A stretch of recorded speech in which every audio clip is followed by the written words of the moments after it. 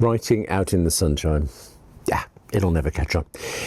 Listen, physically, I think the healthiest thing that any writer can do is stop writing. No more hunched over the keys. No more writing so long that daylight goes and you don't notice and it's just the screen light. No more thousands upon thousands of hours typing. Mentally, though, we can't stop. I mean, okay, if you weren't a writer as well, I might be foolishly trying to justify why we do this, but you are, and we do, and you get it. But you also get health problems, maybe eventually. And as ever in this world today, there are solutions. There are technology aids, such as this. This is a water bottle that cost me £80. Sells for about $85 in the States. A water bottle. There are times I think that this is the stupidest thing I've ever overspent on, but you know, I suppose I am an Apple user. That's a hotly contested category. But then there's this. I bought a second one, and it's helping me, and I nearly dropped my iPad. Caught the iPad with my knees. Let's just put that to one side for a second. Right. Hello, I'm William Gallagher, and this is 58 Keys, which, as ever, pretty much, as always, generally, is for writers like you and me who spend far too long writing on Macs, iPhones, and poor little iPads. Do subscribe or like or patronize me. Love that. It all helps, and it all helps me to talk to you. So, Macs, iPhones, iPads, this is what I use, and I do recognize that other devices are available. But one of the many reasons I use what I use is the interconnectedness of it all. I start a sentence on my iPhone while I'm waiting for the kettle to boil in my kitchen, go back to my office upstairs, finish that sentence on the Mac in my office without fiddling, without emailing, texting around, without doing whatever you do with settings. My writing is just wherever I am on the nearest device I own. But now, so is health data. I don't really know when Apple became this health company, but well, there's so much of it all. Now, there's so many ways to get fitter, to monitor conditions, to remind yourself to exercise, to record the data, to make you drink water. It's a whole world, right? And for the most part, some exceptions, it is all connected together. There's so much that I suggest, what I want to do is show you a tiny sample based on what I happen to use, what I happen to like, and a bit of what I'm currently trying out. So I've got two apps I want to talk to you about, 3 hardware devices and 1 important iPhone feature to show you. I'll tell you what, actually, let's start with the bottles, because actually, no, I can't figure out from your face whether you've already got one, whether you're intrigued, or whether you're still thinking £80 for a water bottle.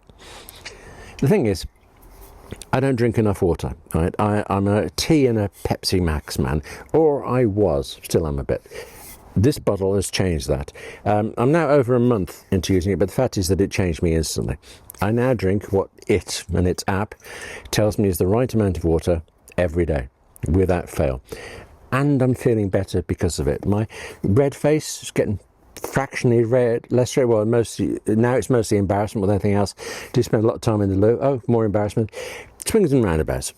This is the HidrateSpark Pro bottle. There are several varieties, including a new model and other ones from other companies, but what this one does is it weighs the water you put in it, and then every time you take a drink it re-weighs it to calculate how much you've drunk, and it adds that to your day's total. If you don't drink for a while, it reminds you with a flashing light around this area and all these areas here, and you get kind of periodic notifications on your Apple Watch, your iPhone, your Mac, just everywhere. And then when you reach your goal for the day, there's happier flashing lights, which is not to be underestimated. I like the happy flashing lights. I have seen the lights, so to speak. I have also overused its app, and after a month you think that would slow down. New toy-itis, I'd check more rarely, but not so far. I'm in it all the time. The HidrateSpark app shows you a circle representing how much you're supposed to drink. A green dot says where you should have got to by now, and the blue kind of filled out part of the circle shows where you've actually got to. You also get other things. You get digital trophies for passing certain goals, certain steps, like how many days you've been doing this or something, and those are exceptionally tedious. You'd ignore them, but the app's badge shows that you've got notifications, and you think, is this another bottle problem? You go and it's another trophy. Whoop-de-doo. Also, I mentioned the bottle problem there. I had problems, a couple of problems. One, because I initially installed the HidrateSpark app on both my iPhone and my iPad, which seemed fine, until the bottle kept kind of glomming onto the other device. Whichever one I was actually using, it was saying, no, I'm connected to this one over here. Since the two copies of the app share their data back and forth, it does eventually all just sync up. But there's this I was getting warnings on the iPhone that your bottle is disconnected, and yet at the same time the data from that bottle was constantly updating. It really threw me for a while. I am actually now separately, I'm having problems now that I bought a second bottle. This is the HidrateSpark Pro 2, and I got it because it's smaller. It's hard to see on video, but it is smaller. It fits in my car drink holder. Well, kind of. It's actually so tall it sort of wobbles. You might not have to keep my hand on the top when I go around bends, but it fits, and also it's kind of handier to carry around. And I've carried it around to meetings and events. But actually at this moment, as I talk to you, for some reason, this bottle is not connected to either my iPad or my iPhone, which was galling to realise, because I'd only spotted it after I'd drunk half this. I was feeling like, okay. The thing is, I need to reset and recalibrate the bottle, which means disconnecting and reconnecting it in the app, and then going through a process of emptying it, letting the bottle weigh itself, filling it, letting the bottle weigh itself again, full of water. I struggle to understand why the bottle's firmware doesn't already know the weight of itself empty, but there you go. There you go. I should say that as I record this, I've had this bottle for about 33 days, something like that, and the white one for about a week less. And in that time, I've had to charge them up twice. While I am actually, I really am, I need to show you something in this. While I really am recommending the bottles to you, it's about thinking stuff. I just meant charging is a thing. With this one, the Pro 2, you take the base off, you open up this little section here, this little poppy bit, and you plug in a USB-C cable. With the Pro bottle, this older type that I bought not knowing it was an older type, well, again, you take the base off, but now you have to use a little thing called a charging puck that goes on here, and it's a bespoke puck for this type of bottle. So if you lose it, you can't charge the bottle. You don't get the flashing lights anymore. You have to buy a replacement puck instead, which costs about $8, but God, it is ridiculously hard to find it on the HidrateSpark website. I just wanted to find the price. It took me ages. Actually, no, okay, I'm starting to get grumbly there. That's too negative. I really like the bottles. So let me tell you something nicer, if possibly stupider. I think a reason I'm sticking with this, that I am now drinking 3 or more litres of water a day as directed, is that I can't see how much I'm drinking. I mean, there's the app, sure, and I've got to calm down following that one. But with the bottle, I can't see it. For me, this massive for me, amount of water is just there, but I don't get... I once tried doing this with a pint glass of water on my desk, and just the sight of it there in the morning, it was like daunting. Oh, okay, all right, if that was silly, a nice and a practical thing. This is for water, right? You can't put Pepsi Max or tea in it, not without damaging it, but you can put ice. I'm often starting work at 5 a.m. and before I go to bed, I might fill the bottle, put some ice in it, leave it on the desk, and it is still gorgeously cold in the morning. I mentioned that these water bottles, or rather their app, they send notifications everywhere, including to my Apple Watch. Apple Watch is the next piece of hardware, the only other piece of hardware I want to talk about. It is an exceptional health tool, and it is specifically because of this thing that I walk even as much as I do.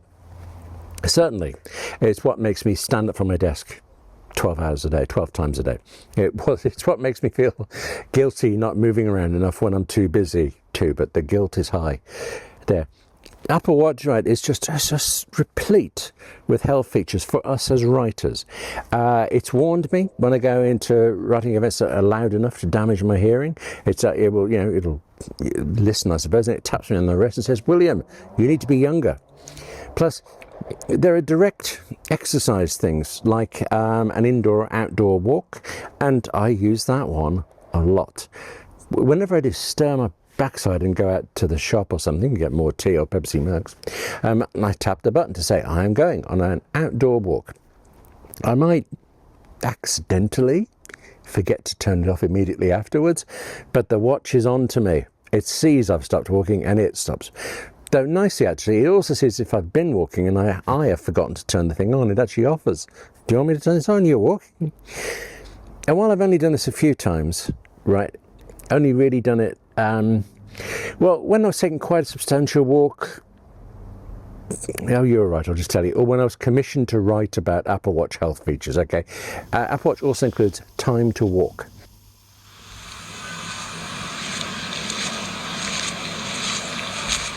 I take these long walks for my mental and emotional well-being. It's an audio series where someone famous takes a walk and talks to you along the way. I think these people seem to have been chosen because, well, yeah, they're famous, yes, but they're famous and interesting. It's not because they're just celebrities. There is also a time to run feature, but yeah, come on. So many, though, possible workouts on this, so many health features, and if you also have Apple Fitness Plus, all of that works together. Take a look at this. Notice the exercise circles at the top of the TV screen there. They are the same fitness rings you can get quite obsessive about on the watch. Forget the water thingies. 3 rings. Yeah. Apple Watch, right, apart from all this, it's great for glancing at text messages that come in, deciding whether you have to respond or not. It's great for phone calls when you can't get your phone out. It's brilliant when you're walking somewhere and it can tap you to say, oi, time to turn left or turn right. And it's great for telling the time.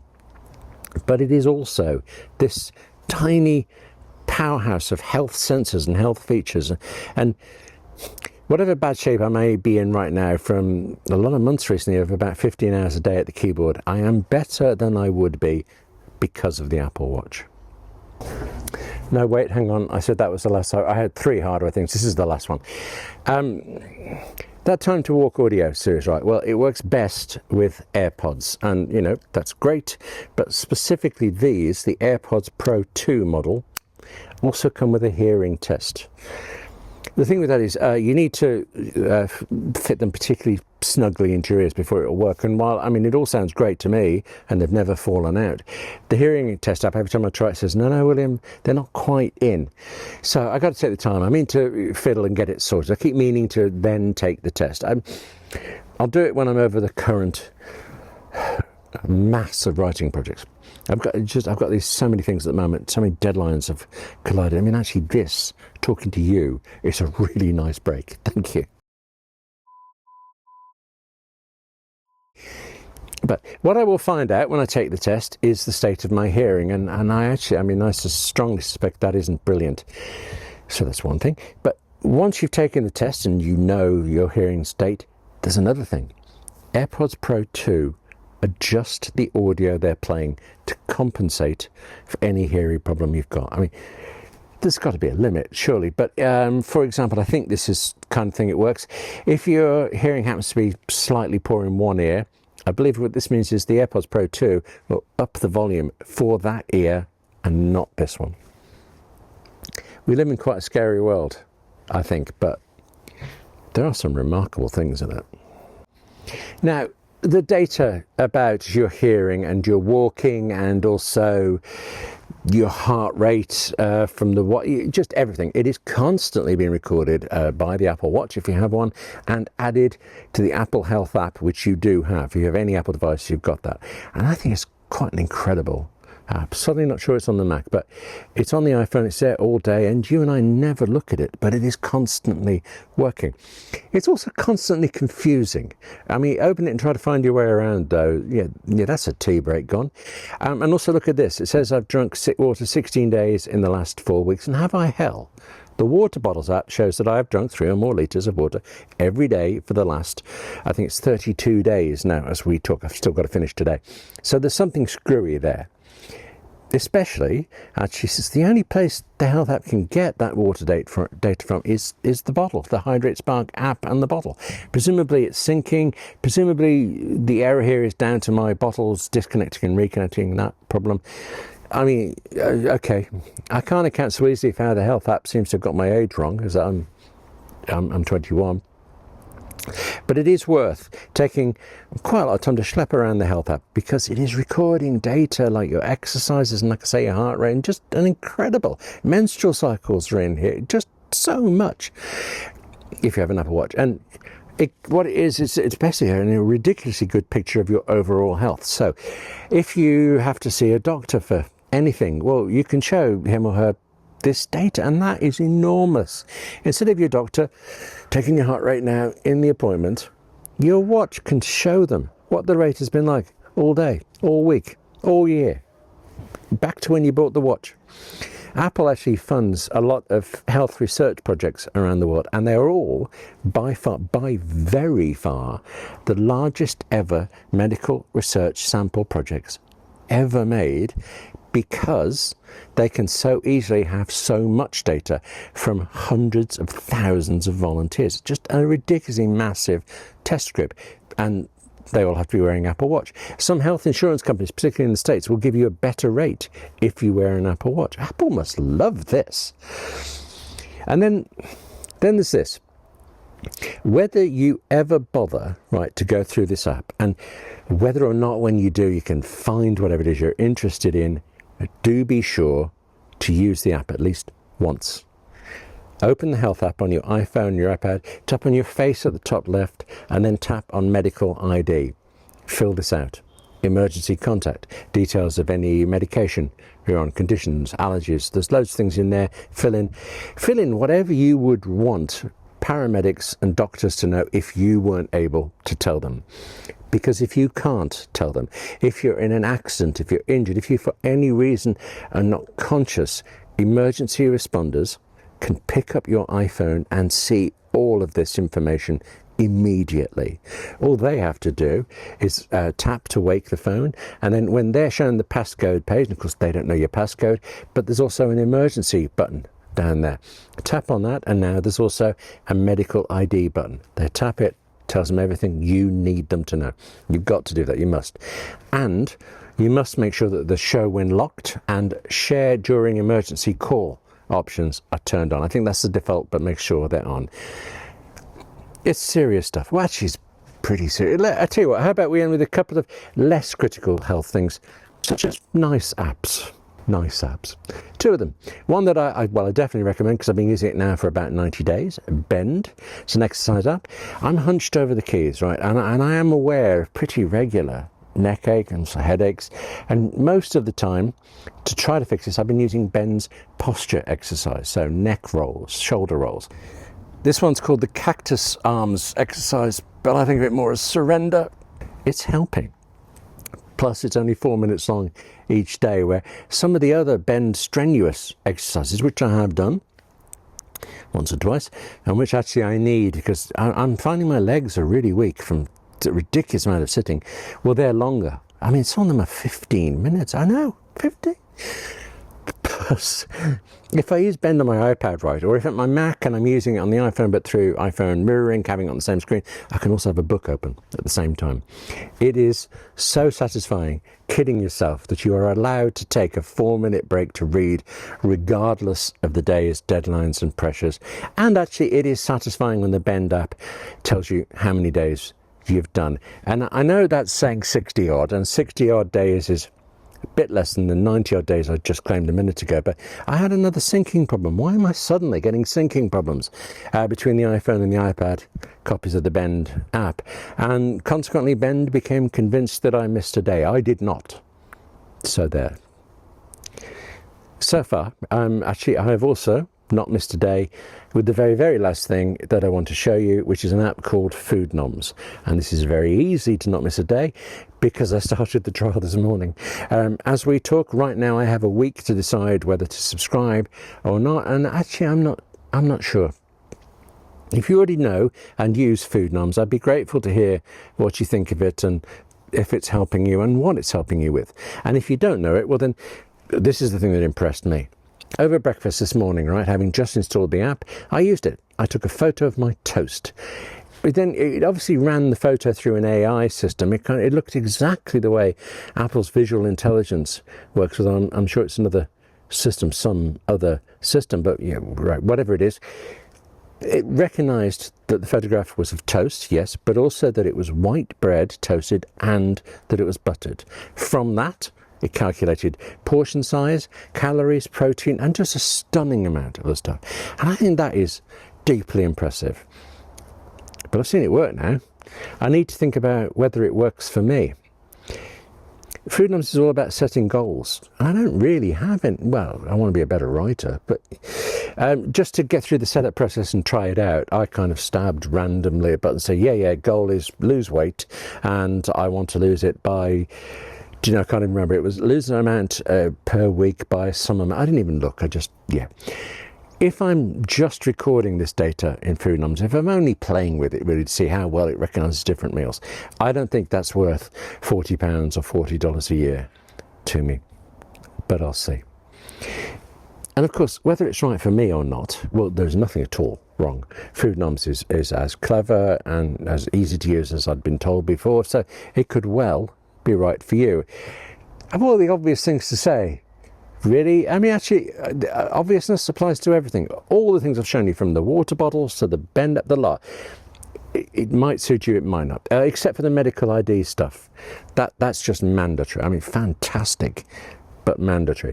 Everything else is naturally up to you and what you're interested in, what you want to know. And my overall point, though, is that whatever you want to know, whatever concerns you, there's almost certainly an app or some technology that might genuinely help you, and that it all, or at least most of it, most of the time, feeds into this private, confidential, and rather unassuming Apple Health app that is profoundly useful when you need it.